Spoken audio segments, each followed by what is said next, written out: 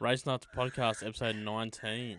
Ash, mate, did you see much of Speedseries down at Queensland Raceway? Up at Queensland Raceway, mate. Not really. I caught a whole heap of nothing. I did see that in the GT classes that Renee Gracie got put up their arse. And that was it. I know that Thomas Randall was there doing his thing. I didn't see any clips of it. I hope he I did saw well. one little bit. I think, with the dire state of Speedseries at the moment, I think they were actually doing it remotely. Because every time I saw a bit of him, like studio. yeah, because he was in a Yeah. studio every time I saw him. Like, I didn't watch it live. I only watched highlights. Yeah. But no, I went for the. I caught bits. I caught the GT race live. Yeah. The first one, where that was really good. That's obviously where they had the, I think it might have been Declan Fraser behind the wheel of the Triple Eight car, clipped Renee Gracie, which spun her, and then Two other Stephen cars or Grove? something like that? Two other Nah, cars involved? No, I think one swerved out of the way, and then Stephen Grove had nowhere to go and just collected the straight on and ripped the arse end out of that car, which I think might have retired it for the weekend. But Renee's car? His car, the Grove Mercedes GT. Yeah. No, I was going to say I'm 90% sure Renee's mechanics worked through the evening and night to get that car right again. Yeah. But that was a good race to watch because you had a leader that had a 5-second penalty, a 10-second penalty for a pit lane infringement. Yeah. And then two tearing P second and P3. And in the end, I think it might have been an Audi got the win, but most notably was the driver. Does the name Alex Prioni mean anything to you? It means nothing, mate. It sounds international as fuck, though. No, he's Aussie. Alex Prioni was a Formula 3 driver. Spent a few years there. He did his last year in Formula 3 when Oscar joined up, and they actually got on the podium together on the second race at Austria in 2020. Okay. Australian 1-3. But, so did he just run out of talent or run out of cash? Like, just off the vibes? A little bit of... it's hard to tell with Formula 2, Formula 3, because like, you can jump... Look at Jack Doohan. He could be in... I can't remember what team... I think a HRT for his first season was nowhere, and then he moves to another team, might be in High Tech, and suddenly he's fighting for race wins. So it's hard to tell. He'd been there for a couple of years, and he went to do Indy Lights afterwards, but his biggest claim to fame was the 2019 season. You can find it on YouTube where he runs wide at the Parabolica. Yep. He ran... Sorry. Yeah, I just had my man down in Tasmania tell me that the transporters are currently arriving at Simmons Plains. Bit of inside knowledge for you. No. Oh, is that is that your dad? Yeah. Ah, okay, Big Jeff down South Town. The trucks have arrived. Well, they'll be on that quick note. They'll actually be they're doing a Hobart run tomorrow. Between 3 o'clock and 6 o'clock, they've got a little street party going off. They've got, I believe, 4 drivers of there. It was like Ryan Wood, Aaron Love, and all that. I think it might have been Cam Waters. I'm pretty sure it was Cam Waters, or maybe it might have been David Reynolds. Yeah. More likely David Reynolds on that Drivers Only podcast, if you haven't listened to that yet. On the second episode, they were talking about the track to town, like the difference between how relaxed New Zealand was versus like doing it in Darwin and Townsville. And I'm pretty sure it was David Reynolds that admitted that he got up to like 220 or something. driving, doing the track to town in New Zealand. Pukekohe. Yeah, not Pukekohe. Taupo. Taupo. It's same. It's Taupo. It's not. Questionable. Anyway, Alex Perez is most well known for running wide in 2019 at the Parabolica in Monza and hitting a sausage curve. That's rough. Being Which well known for that. no. What's well known was the sausage curb launched him into the stratosphere. He literally went up over the fence, landed upside down, and he I don't think he broke his back. I think he really he did some fucking Right, damage. did you say this was Monte Carlo? Monaco. Yeah. Monaco Formula 3 2019. No, that rings a bell, yeah. And Yeah. is that the corner that's like, I don't know, That's you that go like final up the corner hill where and then you're coming down the hill and like it's near the hairpin? Is that right? No. The Parabolica is the final corner at Monza. That final right-hander where you gotta drift into it and then really power out of it for the straight. So he'd run wide and kept on the throttle to obviously maximise his speed on the straight, and that's when he hit the sausage curve and just launched. Okay, yeah. Good on him, I say.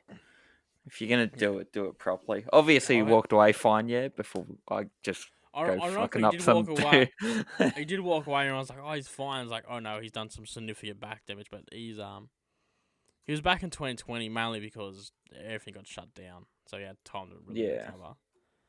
But I think that was his career best, was that podium with Oscar in the second race at Austria. But anyway, so that's his first. Every bloke and their dog is messaging me. Hey, that bloke's me messaging you, mate. Yeah. Bing bong. Why can't this shit? I'm trying to be subtle here, so I don't have to just interrupt you. But now you might as well, because you just interrupted me because I'm trying to understand your messages. Well, bitch, I'm having brownouts up in here. My lights are flickering, so if I just disappear, that's why.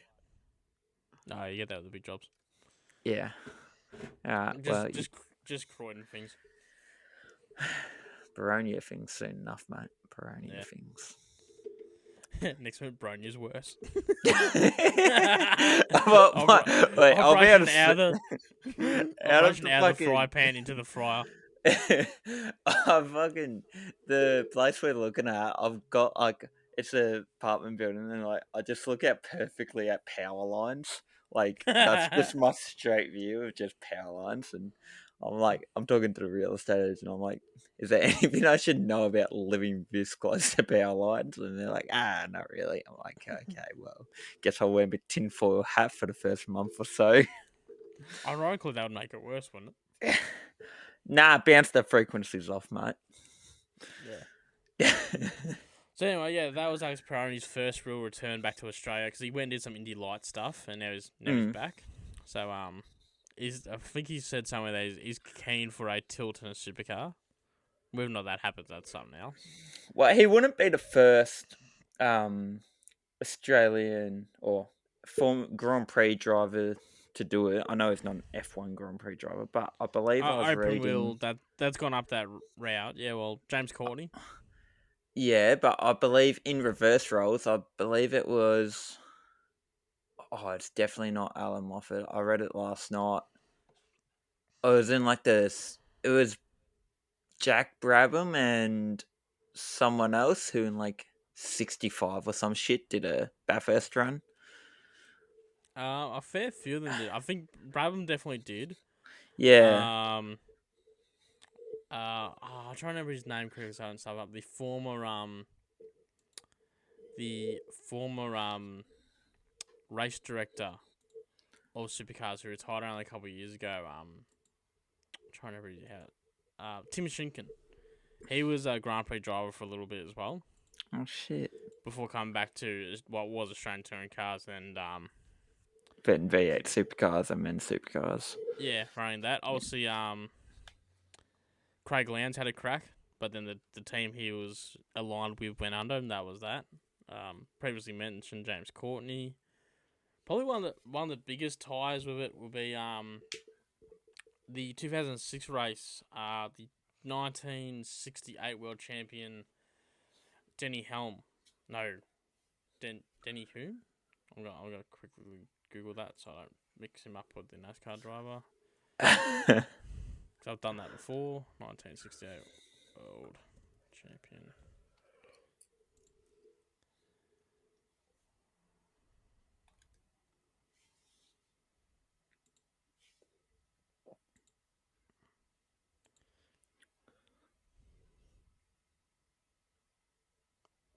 69. Thanks, Google. That's not what I asked. Am I having a stroke? Is this it? Is this you just going? Oh God. Yeah, it might be. Yeah, Denny Hume, which is it 1967. Yeah, so 1967 champion Denny Hume, he's a Kiwi. He won his title with the Brabham team driving with Jack Brabham. Yeah. Yeah, so he came back to Australia, did a lot of racing. In fact, he actually passed away at the 2006 Bathurst 1000 in the car. As in, like, he was racing and he suffered a heart attack and just rolled to a stop at, I think it might have been the cutting. Yeah, just rolled to a slow stop or something. Yeah. It did pretty well. I think it was in his mid 60s by my memory. But Oh, that's alright. Even yeah. But moving on to with the other GT4s, he was 56 when he died. GT4s, there was a good battle between the McLaren and the new GT4 Mustang. Yeah. John Bell was back racing there in a BMW. Yep. We've already discussed the GT World Challenge. Trans Am. Todd Hazelwood doing quite well there. He won races 1. Yeah, am I right? Yeah. 1, 3, and 4, splitting the win with Matt Hearn. Hearn? Yeah. Yeah, Hearn. Hearn's the name. Yeah, Hearn sounds right. And then TCR, Tony D took out race 1 and 3 with Casher. I can't read my own writing. Yeah, it was Casher took out race 2. Okay. Todd Hazelwood, like, just the more, I guess, the notable performances happening in Trans Am is actually quite good. Like, it would be the hottest he's run since maybe his karting days, Super 3, Super 2 days. I'm not sure exactly if he did you Super feel there'll be 2 a and 3, but less stress. yeah, well. yeah, a Like lot more relaxed of an environment. Like as we've been to these, like the paddock's so much smaller, a lot less press and media, and it's a lot more casual. I'm pretty sure last time we were at a Speedseries event, which is what Trans Am race with under their umbrella for the most part, besides excluding the Adelaide 500 this coming November. I'm pretty sure one time you and I were walking down the paddock thing, and I think it was Will Brown walking opposite way to us, and he was talking to a mate, and he just swore to his mate, and in a joking way, we were like, "That's it, we've got blackmail on this bloke. He's sworn, and we know about it." Yeah, I don't think that blackmail is nightmare. If you hear these new podcasts are coming out, I don't think that's gonna be much blackmail. Yeah. I really got to give it a shot. So, the what's the name of it? The Apex Hunters podcast with Scott Pye and Elliot Barber. Yep. Man, that's been really good. Like they recently had Tim Blanchard on. Yep. And Scott Pye told from a few of the drivers like, man, we need to do more racing, and Blanchard was like, yeah, I agree with you. Like, I'm a racer too. I want to see more racing, but here's the money reasons behind it. Like, we only get paid so much per round. So to make it viable for the sports and the teams to do more than the current 12 rounds, they got to add 4 more rounds. So the math works out. Yeah, so the math works out. So they go up to the next bracket, and then that next bracket will cover those 4 rounds. Where if they just tack on 1 or 2, it doesn't quite work as well financially. Yeah, it doesn't divide out. Yep. So anyway, that's pretty much all I was having at Queensland Raceway. Wasn't too big of a thing. Yeah. Forgot that conversation started with Queensland Raceway. Yeah. The supercar calendar is slowly coming together. By the looks of it, it's gonna be either Winton or Phillip Island's coming back. Yeah. With Winton getting first preference, and then if that falls apart, Phillip Island. Yeah. I'll be pissing myself for either track. Yeah, that'll be good. That's already planned. Yeah, so it's gonna be either Sydney start off or a Queensland Raceway start off, because now the whole thing of needing the contract for New South Wales to be the opening round, that's ended, so that's no longer a problem. Yep. So hopefully we should have one soon. We typically have one by a round or by Bathurst weekend. Yeah. We'll jump into a bit of news here. First one up here is the TV rights holder looks like it could be sold. So obviously Fox owns the TV rights for supercars at the moment. Yeah. As well as Formula One and NASCAR here in Australia. Yeah. And it looks like the Media Corp, which is the Australian part of the Murdoch Media, is looking at taking offers to sell that. So what that means for supercars or Formula One broadcasting here in Australia, not really too sure. Could go either way. Could be better. Could be a lot worse. The only thing that really gives me a hope of it is at least supercars internally is a self-made thing. Yeah, they aren't relying on like anyone. Formula One makes everything, and their broadcasters are just broadcasters. They're not making editorial changes. Yeah.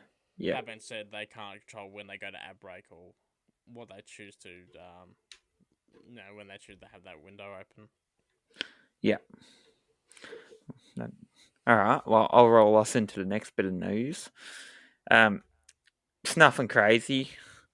You and I have witnessed a similar thing in our time of sitting by racetracks. San Diego 21. Yep. Oscar Piastri has driven, believed to be most of the first half of the season, F1 season, with a broken rib. I did see the X-ray image. I'm no doctor. It doesn't look too broken. It just kind of fractured in such a way. But obviously the G's these guys pull are fucking insane. So, and he got, the big story is he got this he got his first win with a broken rib. So good on him. There really wasn't much else to put to that. It's just a bunch of quotes, really, of how happy he was to do that, to achieve that. So linking back to TCR looking at linking with supercars or the Asia Pacific category, TCR Asia Pacific, to help bolster numbers like that. They're sitting around 13 cars, give or take. They'll get more cars with Bathurst because everyone wants to race Bathurst, but that's about it. So I think Speedseries is definitely now in the worrying stages. We had the stand deal, which had its ups and downs. I'm happy it's back on 7. Yeah. But S5000's gone under. Basically, we're starting to see it, as previously mentioned by you. Trans Am is now starting to link more with supercars. GT World Challengers always had a link with supercars. Yeah. So this could be the beginning nails of the coffin of the whole Speedseries brand, which is disappointing because it's always good to have competition. Yeah, it's just hard when you're going up against something so established and such a big monopoly. And they'll always have a couple of different junior categories. Like they'll have the like this weekend, I'm not sure if it's Australian Formula Ford, but if not, state level Formula Ford. It's it's national, from what I can tell. And they join them there often. And then next time, this time as well, but they have the Aussie racing cars and all that. So it's hard to go against it, especially when you're just. I don't know. They might have bitten off a bit more than they can chew. It's gonna be a good weekend. It's gonna be a good weekend in Tassie. I'm keen. Yeah. Except for the weather. Fucking who put it in August? But nah, it's gonna be. You'll see what I mean. It's one of those tracks where not so much from where we'll probably end up. We'll probably end up up near the hairpin, so you see a little bit less. But like if you set up on that hill besides the Yeah. hairpin, it's like that's your choice. You can see the hairpin and most of the run down to the final corner, Yeah. or you can sit on the hill and get turn 1, turn 2, turn 3 the pit straight, but miss it. But it's one of those places where you see most of everything. Yeah. So it's gonna be a real good event, real good carriers, Australian Formula Ford, Aussie racing cars, the Porsche Super Sprint? Porsche Sprint? Yes. The Sprint category below. challenge, maybe. That's it. That's Yeah. it. Sprint Challenge, which is the feeder series for Porsche Super Cup. Yeah. And then you got the local Tassie Tin Tops, which they're all right. One of them like just full on fucking exploded last year. Its front left brake disc just went bang and blew the front end of it open. Fuck yeah. So Alright. that should be the weekend. Yeah. Keeping on the supercars theme here, we've got iRacing confirming 2 Australian tracks. So they're looking at getting to Adelaide Street Circuit when supercars get there. I imagine they're going to scan the track before the weekend starts. So probably like Wednesday, throughout the whole day of Wednesday, maybe Tuesday or something like that. They'll just scan it all and get all the data and all this and that. So they'll release that. And they're also going to be dropping into the Bend Motorsport Park. And that place is, I think that, like, if they're doing it properly, they're doing all the variants. Yeah, they'll do all the variants. So they'll probably be spending like a week there doing that shit. Yeah. And they'll bring the Gen 3 cars themselves with them, I believe. Yeah, so they've just missed the I don't know how iRacing updates work and shit, but they've got a update coming, I believe it said this September or so, the season 4 update. And they just didn't have all the data there to put it into that one, so they're looking at next year's update, early next year, I believe. So probably in the first half of next year they'll update it and throw those in, and then you'll have a lot of supercar drivers, I imagine, playing around with it. But unless you're Thomas Randall, who just already does that because he can. He just makes his own shit. Yeah, he just says to his program developer or whatever, saying, "Hey, here's the specs from Tickfit themselves. Yeah. Like, yeah. can you put this into a car?"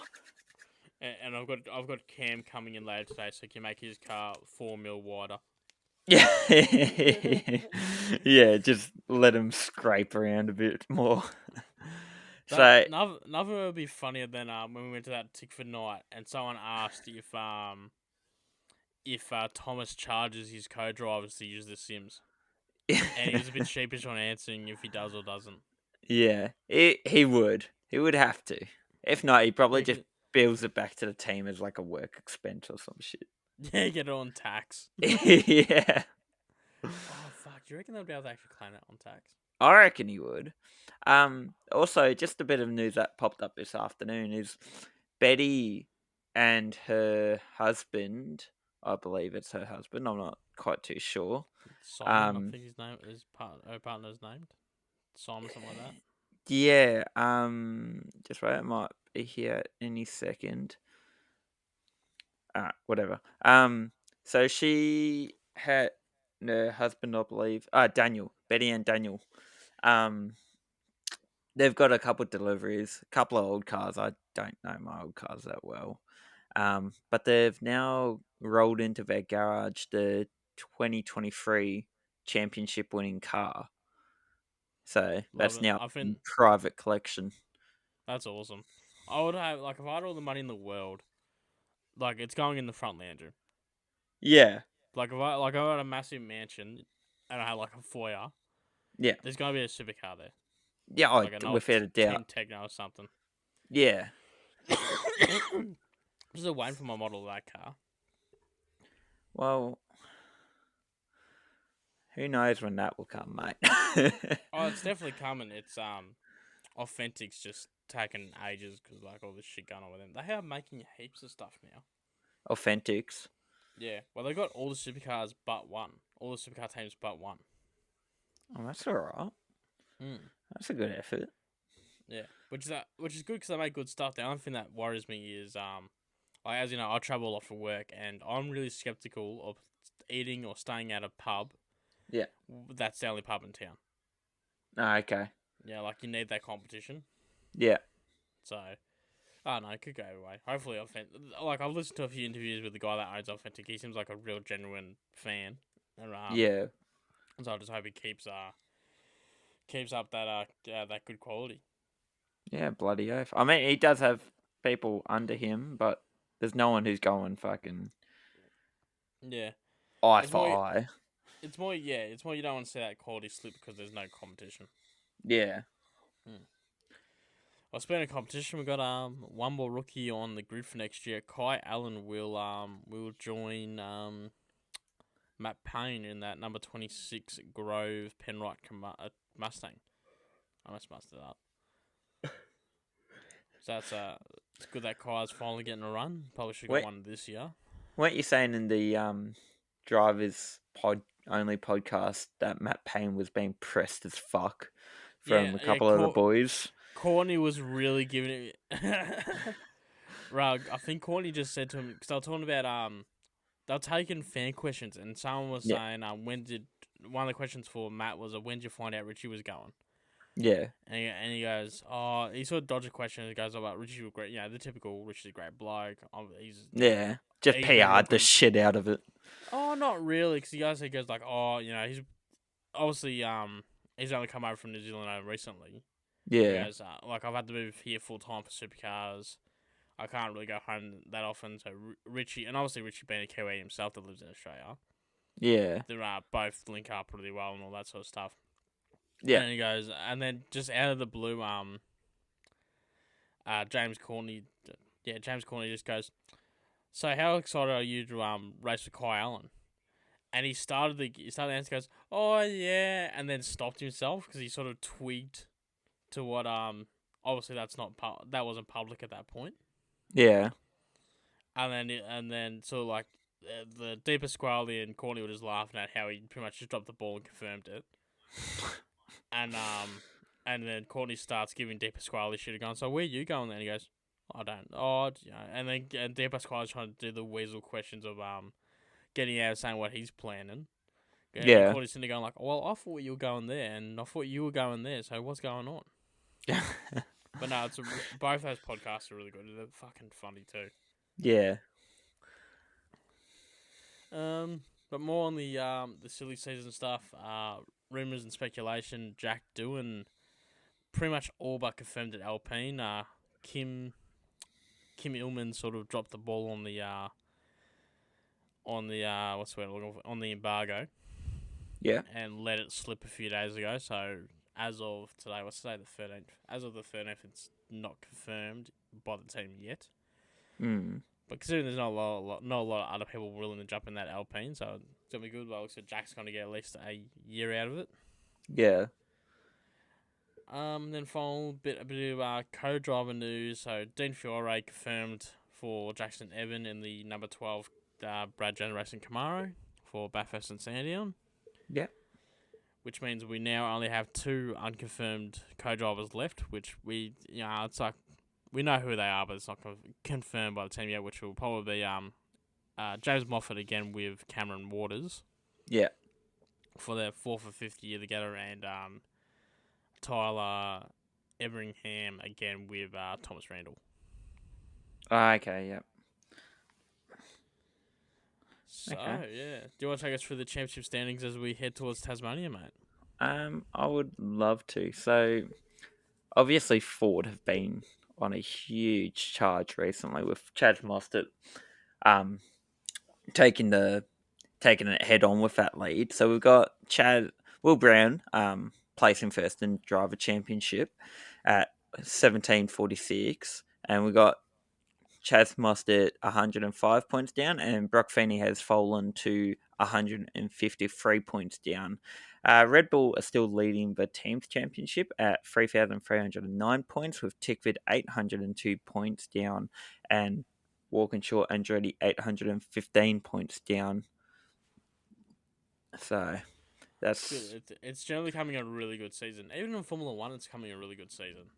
Yeah, it's everyone's like just through the midget going fuck this and just putting their foot down. Did you see Garth Tanner ripping into Speed Cafe?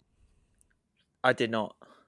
So was it a good one? At the end of the broadcast, Garth he's not wrong in saying, he goes, look, yeah, Chaz has dropped the lead down to 105 points, but I can't see Chaz winning it.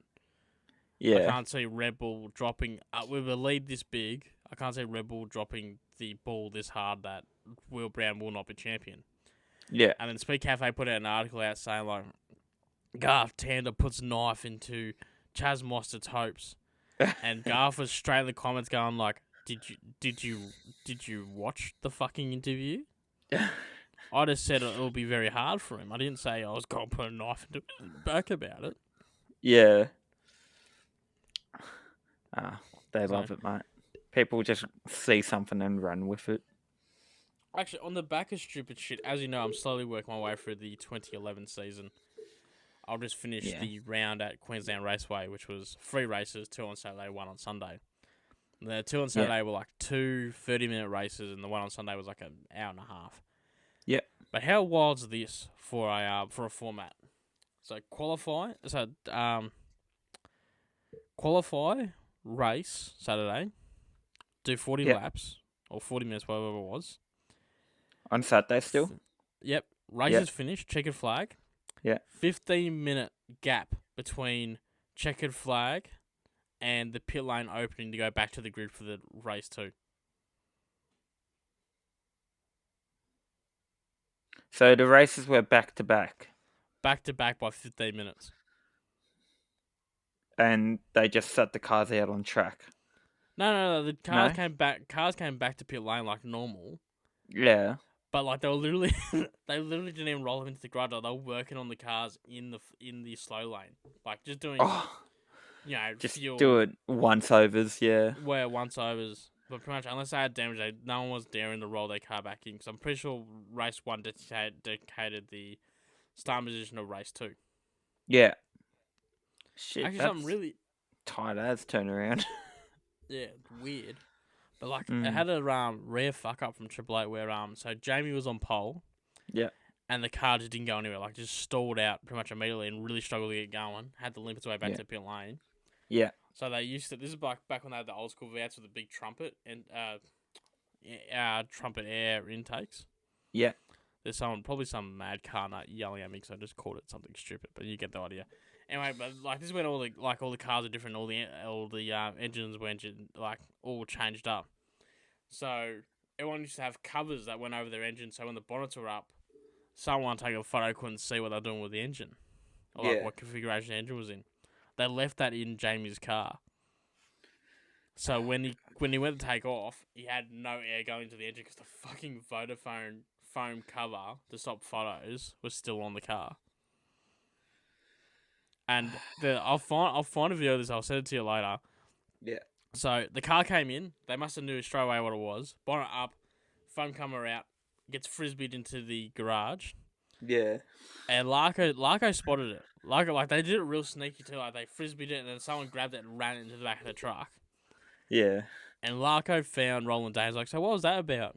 And Danes having none of it. Like he really does not want to have a chat about it.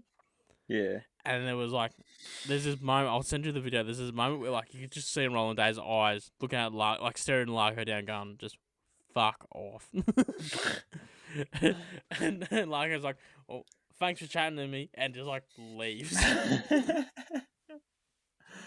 That's fucking awesome. Oh shit!